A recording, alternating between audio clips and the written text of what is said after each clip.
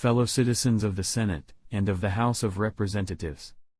It is some abatement of the satisfaction, with which I meet you on the present occasion, that in felicitating you on a continuance of the national prosperity, generally, I am not able to add to it information that the Indian hostilities, which have for some time past distressed our northwestern frontier, have terminated. You will, I am persuaded, learn, with no less concern than I communicate it, that reiterated endeavors, toward effecting a pacification, have hitherto issued only in new and outrageous proofs of persevering hostility, on the part of the tribes with whom we are in contest. And earnest desire to procure tranquility to the frontier, to stop the further effusion of blood, to arrest the progress of expense, to forward the prevalent wish of the nation, for peace, has led, through various channels, to strenuous efforts, to accomplish these desirable purposes, in making which efforts, I consulted less my own anticipations of the event, or the scruples, which some considerations were calculated to inspire, than the wish to find the object attainable, or if not attainable, to ascertain unequivocally that such is the case. A detail of the measures, which have been pursued, and of their consequences, which will be laid before you, while it will confirm to you the want of success, thus far, will, I trust, evince that means as proper and as efficacious as could have been devised, have been employed. The issue of some of them, indeed, is still depending, but a favorable one, though not to be despaired of, is not promised by anything that has yet happened. In the course of the attempts which have been made, some valuable citizens have fallen victims to their zeal for the public service. A sanction commonly respected even among savages, has been found, in this instance, insufficient to protect from massacre the emissaries of peace. It will, I presume, be duly considered whether the occasion does not call for an exercise of liberality towards the families of the deceased. It must add to your concern, to be informed, that besides the continuation of hostile appearances among the tribes north of the Ohio, some threatening symptoms have of late been revived among some of those south of it. A part of the Cherokees, known by the name of Chickamaugas, inhabiting 5 villages on the Tennessee River, have been long in the practice of committing depredations on the neighboring settlements. It was hoped that the Treaty of Holston, made with the Cherokee Nation in July 1791, would have prevented a repetition of such depredations. But the event has not answered this hope. The Chickamaugas, aided by some banditti of another tribe in their vicinity, have recently perpetrated wanton and unprovoked hostilities upon the citizens of the United States in that quarter. The information which has been received on this subject will be laid before you. Hitherto defensive precautions only have been strictly enjoined and observed. It is not understood that any breach of treaty, or aggression whatsoever, on the part of the United States, or their citizens, is even alleged as a pretext for the spirit of hostility in this quarter. I have reason to believe that every practicable exertion has been made, pursuant to the provision by law for that purpose, to be prepared for the alternative of a prosecution of the war, in the event of a failure of pacific overtures. A large proportion of the troops authorized to be raised, has been recruited, though the number is still incomplete. And pains have been taken to discipline and put them in condition for the particular kind of service to be performed. A delay of operations, besides being dictated by the measures which were pursuing towards a pacific termination of the war, has been in itself deemed preferable to immature efforts. A statement from the proper department with regard to the number of troops raised, and some other points which have been suggested, will afford more precise information, as a guide to the legislative consultations, and among other things will enable Congress to judge whether some additional stimulus to the recruiting service may not be advisable. In looking forward to the future expense of the operations, which may be found inevitable, I derive consolation from the information I receive, that the product of the revenues for the present year, is likely to supersede the necessity of additional burthens on the community, for the service of the ensuing year.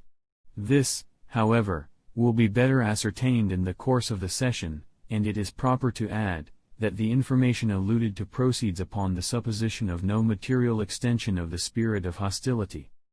I cannot dismiss the subject of Indian affairs without again recommending to your consideration the expediency of more adequate provision for giving energy to the laws throughout our interior frontier, and for restraining the commission of outrages upon the Indians, without which all pacific plans must prove nugatory. To enable, by competent rewards, the employment of qualified and trusty persons to reside among them, as agents, would also contribute to the preservation of peace and good neighborhood. If, in addition to these expedients, an eligible plan could be devised for promoting civilization among the friendly tribes, and for carrying on trade with them, upon a scale equal to their wants, and under regulations calculated to protect them from imposition and extortion, its influence in cementing their interests with ours could not but be considerable. The prosperous state of our revenue has been intimated. This would be still more the case, were it not for the impediments, which in some places continue to embarrass the collection of the duties on spirits distilled within the United States. These impediments have lessened, and are lessening in local extent, and as applied to the community at large, the contentment with the law appears to be progressive. But symptoms of increased opposition having lately manifested themselves in certain quarters, I judged a special interposition on my part, proper and advisable, and under this impression, have issued a proclamation, warning against all unlawful combinations and proceedings, having for their object or tending to obstruct the operation of the law in question, and announcing that all lawful ways and means would be strictly put in execution for bringing to justice the infractors thereof, and securing obedience thereto. Measures have also been taken for the prosecution of offenders, and Congress may be assured, that nothing within constitutional and legal limits, which may depend on me, shall be wanting to assert and maintain the just authority of the laws. In fulfilling this trust, I shall count entirely upon the full cooperation of the other departments of government, and upon the zealous support of all good citizens. I cannot forbear to bring again into the view of the legislature the subject of a revision of the judiciary system. A representation from the judges of the Supreme Court, which will be laid before you, points out some of the inconveniences that are experienced. In the course of the execution of the laws, considerations arise out of the structure of that system, which, in some cases, tend to relax their efficacy. As connected with this subject, provisions to facilitate the taking of bail upon processes out of the courts of the United States, and supplementary definition of offenses against the Constitution and laws of the Union, and of the punishment for such offenses, will, it is presumed, be found worthy of particular attention. Observations on the value of peace with other nations are unnecessary. It would be wise, however, by timely provisions, to guard against those acts of our own citizens, which might tend to disturb it, and to put ourselves in a condition to give that satisfaction to foreign nations which we may sometimes have occasion to require from them. I particularly recommend to your consideration the means of preventing those aggressions by our citizens on the territory of other nations, and other infractions of the law of nations, which, furnishing just subject of complaint, might endanger our peace with them. And in general, the maintenance of a friendly intercourse with foreign powers will be presented to your attention by the expiration of the law for that purpose, which takes place if not renewed, at the close of the present session. In execution of the authority given by the legislature, measures have been taken for engaging some artists from abroad to aid in the establishment of our mint, others have been employed at home. Provision has been made for the requisite buildings, and these are now putting into proper condition for the purposes of the establishment. There has also been a small beginning in the coinage of half-decimes, the want of small coins in circulation calling the first attention to them. The regulation of foreign coins in correspondency with the principles of our national coinage, as being essential to their due operation, and to order in our money concerns, will, I doubt not, be resumed and completed. It is represented that some provisions in the law, which establishes the post office, operate, in experiment, against the transmission of newspapers to distant parts of the country.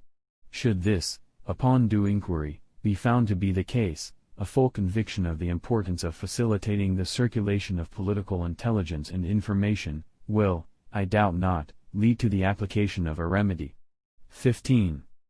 Note: on December 31 Lear wrote to the Postmaster General, in reply to your letter of this date requesting me to inform you of the facts or representations communicated to the President relative to newspapers, which led him to notice them in his speech at the opening of the present session of Congress, I have the honor to inform you that it was represented to the President in such a way as to place the fact beyond a doubt in his mind, that in consequence of the rate of postage imposed on the transmission of newspapers by the Post Office law, many persons in Virginia who had heretofore taken newspapers from this city, had declined receiving them any longer, and that many others declared that they only continued to take them under a full persuasion that the rate of postage would be reduced during the present session of Congress, and that if such reduction should not take place, they would desire the printers to stop their papers.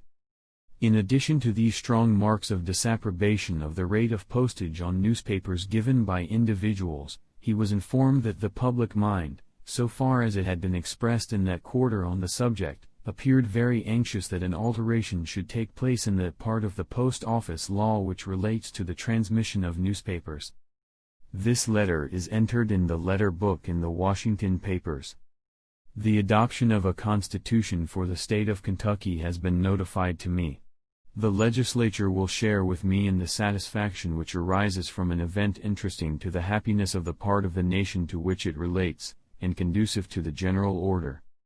It is proper likewise to inform you, that since my last communication on the subject, and in further execution of the acts severally making provision for the public debt, and for the reduction thereof, 3 new loans have been effected, each for 3 millions of florins. One at Antwerp, at the annual interest of 4.5%, with an allowance of 4% in lieu of all charges, and the other 2 at Amsterdam, at the annual interest of 4%, with an allowance of 5.5% in one case, and of 5% in the other in lieu of all charges. The rates of these loans, and the circumstances under which they have been made, are confirmations of the high state of our credit abroad. Among the objects to which these funds have been directed to be applied, the payment of the debts due to certain foreign officers, according to the provision made during the last session, has been embraced. Gentlemen of the House of Representatives, I entertain a strong hope that the state of the national finances is now sufficiently matured to enable you to enter upon a systematic and effectual arrangement for the regular redemption and discharge of the public debt, according to the right which has been served to the government. No measure can be more desirable, whether viewed with an eye to its intrinsic importance, or to the general sentiment and wish of the nation. Provision is likewise requisite for the reimbursement of the loan which has been made for the Bank of the United States, pursuant to the 11th section of the Act by which it is incorporated. In fulfilling the public stipulations in this particular, it is expected a valuable saving will be made. Appropriations for the current service of the ensuing year, and for such extraordinaries as may require provision, will demand, and, I doubt not, will engage your early attention. Gentlemen of the Senate and of the House of Representatives, I content myself with recalling your attention, generally, to such objects, not particularized in my present, as have been suggested in my former communications to you. Various temporary laws will expire during the present session. Among these, that which regulates trade and intercourse with the Indian tribes, will merit particular notice. The results of your common deliberations, hitherto, will, I trust, be productive of solid and durable advantages to our constituents, such as, by conciliating more and more their ultimate suffrage, will tend to strengthen and confirm their attachment to that constitution of government, upon which, under divine providence, materially depend their union, their safety and their happiness. Still further to promote and secure these inestimable ends, there is nothing which can have a more powerful tendency, than the careful cultivation of harmony, combined with a due regard to stability, in the public councils,